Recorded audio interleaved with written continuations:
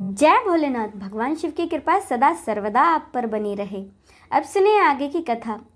देवी पार्वती को दर्शन देने के बाद भगवान शिव वहां से अंतर्धान हो गए। इसके बाद पार्वती भी अपनी सखियों के साथ प्रसन्नता पूर्वक अपने पिता के घर लौट आईं। देवी पार्वती के घर पहुंचने पर उनके पिता हिमालय और मैना ने अपनी पुत्री को अनेकों अनेक आशीर्वाद देकर गले से लगा लिया। अपनी बेटी के घर लौटने की खुशी पर शैलराज हिमालय ने ब्राह्मणों एवं दीन दुखियों को दान दिया। उन्होंने ब्राह्मणों से मंगल पाठ भी कराया।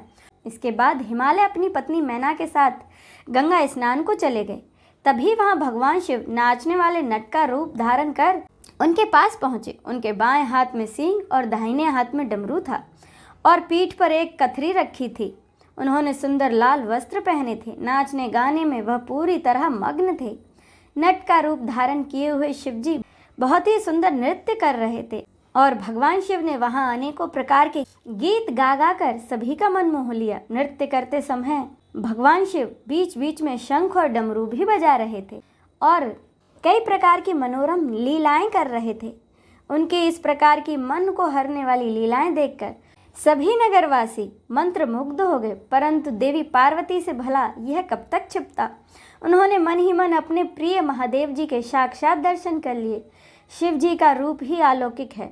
उन्होंने पूरे शरीर पर विभूति मल रखी थी तथा उनके शरीर पर त्रिशूल बना हुआ था। गले में मुंडों की माला पहन रखी थी। उनका मुख सूर्य के तेज के समान शोभा पा रहा था।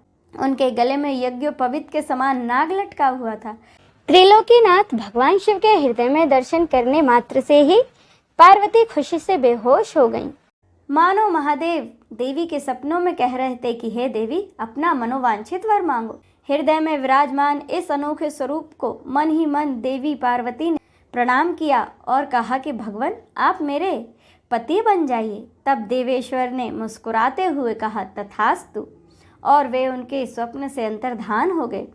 जब उनकी आंखें खुली तो उन्होंने शिवजी को नट रूप धारण किए वहां नाचते गाते देखा।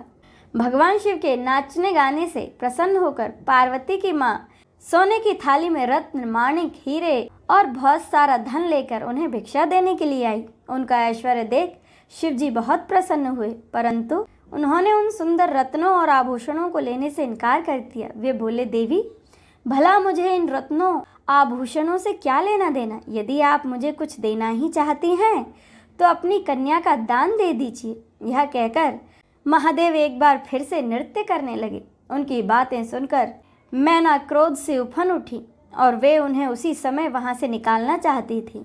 तभी पार्वती के पिता गिरिराज हिमालय वहां आ गए। तब उनकी पत्नी मैना ने उन्हें सभी बातें बताई तो वो भी जल्द से जल्द नट को वहां से निकालने के लिए तैयार हो गए और उन्होंने अपने सेवकों को नट को बाहर निकालने की आज्ञा दी। परंतु यह कैसे संभव था। वो तो साक्षात शिव थे। उन्हें उठाकर फेंकना तो दूर की बात थी, कोई उन्हें छू भी नहीं सकता था। नट बने महादेव ने तुरंत श्री हरि विष्णु का रूप धारण कर लिया।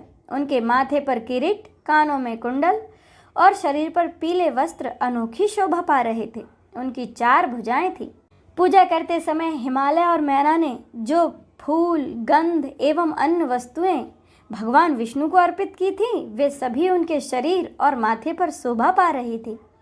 यह देखकर मैना और हिमालय आश्चर्यचकित हो गए। इसके बाद नट ने जगत की रचना करने वाले ब्रह्मा जी का चतुर्मुख रूप धारण कर लिया।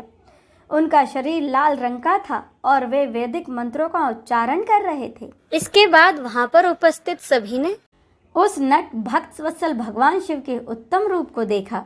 उनके साथ देवी पार्वती भी थी। वे रुद्र रूप में मुस्कुरा रहे थे। उनका वह स्वरूप अत्यंत सुंदर एवं मनोहारी था। उनकी ये सुंदर लीलाएं देखकर वहां पर उपस्थित सभी जन आश्चर्यचकित रह गए। देखते ही देखते महादेव ने एक बार फिर से नट का रूप धारण कर लिया। मैना और हिमालय से एक बार फिर उन्होंने उनकी पुत्री का हाथ मांगा तथा अन्य भिक्षा ग्रहण करने से इनकार कर दिया। परंतु शिवजी की माया से मोहित गिरिराज हिमालय ने उन्हें अपनी पुत्री सौंपने से मना कर दिया। इसके बाद नट बने महादेव वहां से अंतर्धान हो गए। उनके जाने के बाद शैलराज हिमालय और देवी मैना सोचने लगे कि वे शायद भगवान शिव ही थे जो स्वयं यहाँ पधार कर हमारी कन्या का हाथ हमसे मांग रहे थे। लेकिन हमें अपनी माया से छलकर वे अपने निवास स्थान वापस चले गए। अब इससे आगे की कथा का रसपान हम अगले अध्याय में करेंगे। हर हर महादेव।